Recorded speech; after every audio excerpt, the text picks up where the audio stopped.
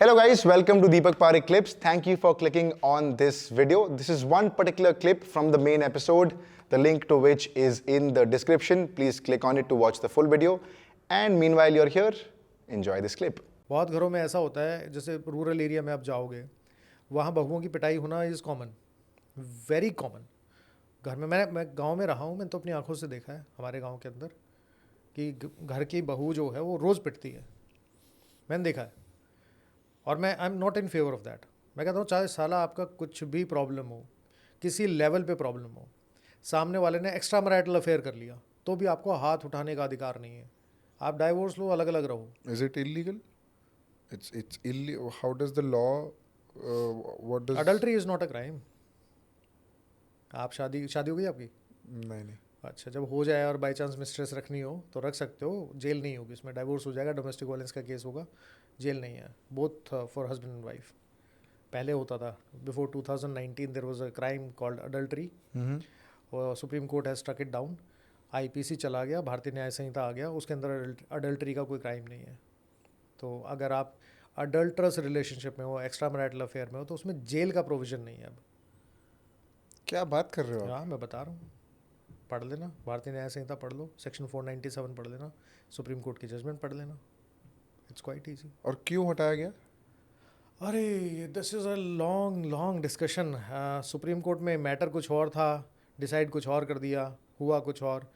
Adultery का जो पहले क्राइम हुआ करता था, that was one sided crime. अगर आपकी वाइफ किसी और आदमी के साथ रिलेशनशिप में है तो आप 497 में एफआईआर करवा सकते थे और उसमें उस आदमी को जेल हो सकती थी, आपकी वाइफ को नहीं. You were victim, he was accused, your wife was nobody in that case. It was struck down. तो anyhow, for any reason, let it, whatever the Supreme Court has done it. The new law has come. उन्होंने भी इसको यही prudent समझा कि इसको हटा देते हैं, इसको नहीं रखते हैं, नहीं रखा. अब आज की तारीख में adultery is not a crime पर से, तो उसमें कोई जेल टाइम नहीं है, कोई एफआईआर नहीं हो सकती, कोई क्रिमिनल केस नहीं होता उसके ऊपर. क्या बात कर रहे हो आप? हाँ. And this is not messed up. Like is How this is it not messed messed up? आपका आर्टिकल 21, आपने कॉन्स्टिट्यूशन पढ़ा है? मैंने पूरा तो नहीं पढ़ा है ऑब्वियसली. नहीं, आप एक आर्टिकल बता दो. Article 21, that is right to life and liberty. Alright. So right to life का मतलब क्या होता है? Right to have a happy life. और सबसे ज़्यादा हैप्पीनेस किस आदमी को कैसे मिलती है? जब वो अपनी पसंद के बंदे के साथ या बंदी के साथ लाइफ खुशी से गुजारता है. This is called happy life. तो आपका बेसिक राइट है ये तो, कि आप जिस आदमी के साथ आपकी कंपेटिबिलिटी है, जिसके साथ आप रहना चाहते हो, जिसके साथ आप खुश हो, वो खुश है. तो right to choose a partner is again fundamental right. तो आप किसी के साथ रह सकते हो, कोई दिक्कत थोड़ा ना उसमें.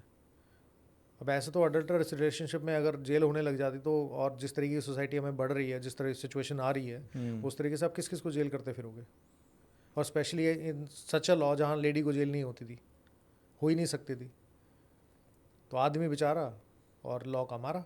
That's it. Hello guys, thank you so much for watching the video. If you liked it, please like, share, subscribe, share it around on your WhatsApp, on your Instagram, Tinder, Bumble, every single where, because we need that traction. But thank you so much for watching the video, and you will come across every new clip every single day. So don't forget to subscribe, and I'll see you guys around. Thank you. Cheers.